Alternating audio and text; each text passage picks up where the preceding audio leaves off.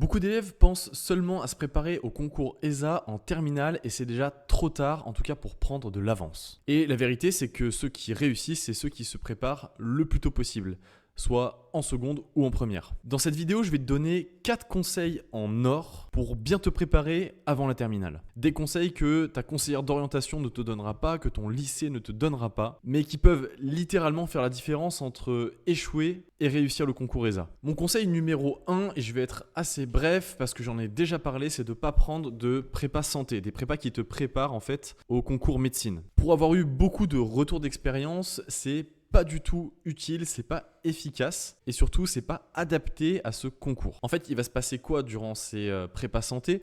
Tu vas avoir des informations que tu devras apprendre normalement durant ta première année de médecine.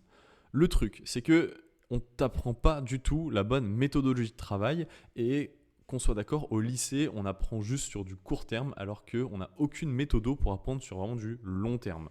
Donc il se passe quoi? Tu as l'impression de te rassurer en faisant seconde première à apprendre plus de cours que les autres, mais des cours que de toute façon tu retiendras pas. Et en plus, tu bosses des trucs qui sont inutiles pour le concours ESA. Et de toute façon, si tu bosses spécifiquement ce concours, que tu suis mes conseils, et même si je t'accompagne et que tu réussis ce concours, eh bien, une fois à l'école de santé des armées, tu n'as pas besoin d'autre chose de ce que te propose l'école pour réussir. À la limite, et ça fait le lien avec le conseil numéro 2 que je vais te donner, c'est de bosser la méthodo parce que l'école va t'apporter une certaine méthodologie de travail.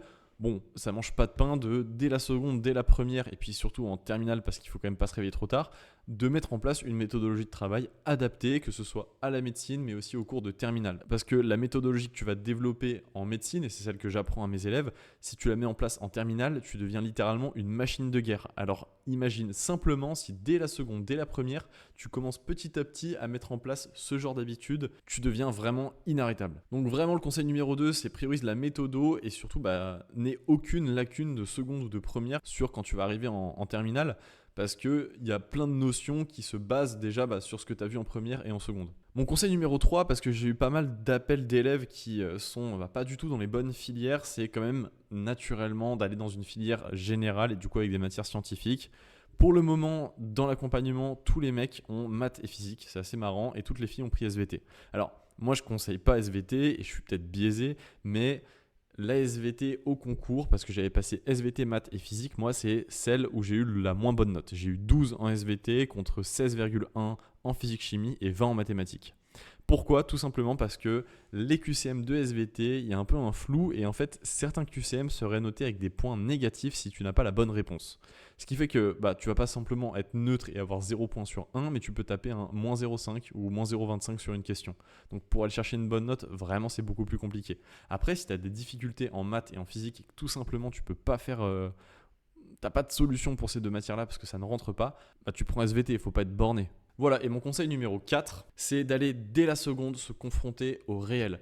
J'ai beaucoup d'élèves qui ont un super profil et qui arrivent en me disant qu'ils ont fait le SNU, la mission d'intérêt général, qui sont en train de regarder pour une préparation militaire, mais j'en ai plein qui se réveillent au dernier moment et qui se retrouvent à devoir faire ça en même temps que la terminale et du coup c'est vraiment compliqué et bien que ça ne fasse absolument pas tout pour les oraux. Vraiment, j'avais un super profil en terminale, j'avais fait tout ça et j'ai quand même pas été accepté. Alors que je suis plutôt bon à l'oral, je suis motivé, j'avais des bons arguments, mais il faut autre chose et c'est ce que j'explique dans l'accompagnement.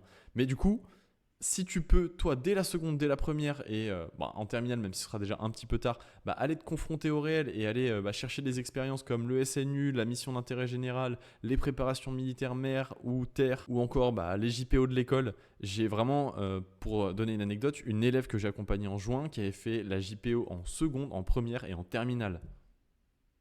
Alors oui, quand elle te dit qu'elle est motivée, qu'elle s'intéresse à l'école depuis longtemps et que c'est un choix mûri, par rapport aux autres candidats, ça fait beaucoup plus sérieux. Bref, je reviens, donc j'ai dit SNU, mission d'intérêt général, préparation militaire, JPO et aussi des stages hospitaliers. Alors je sais qu'avant 18 ans, c'est compliqué d'en faire, mais essaye de te faire pistonner du mieux que tu peux. Franchement, il faut que tu te sois confronté au réel et que tu puisses dire le milieu hospitalier, je m'y suis déjà confronté et c'est fait pour moi.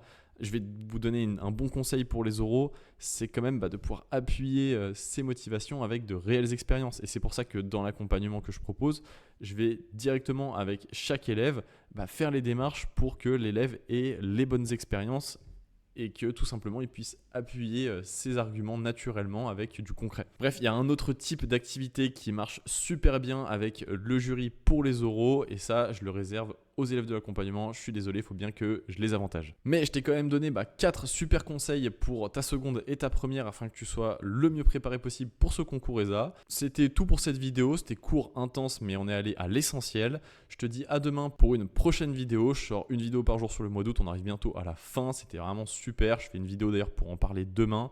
Bref, abonne-toi, like, c'était Maxence, ciao ciao.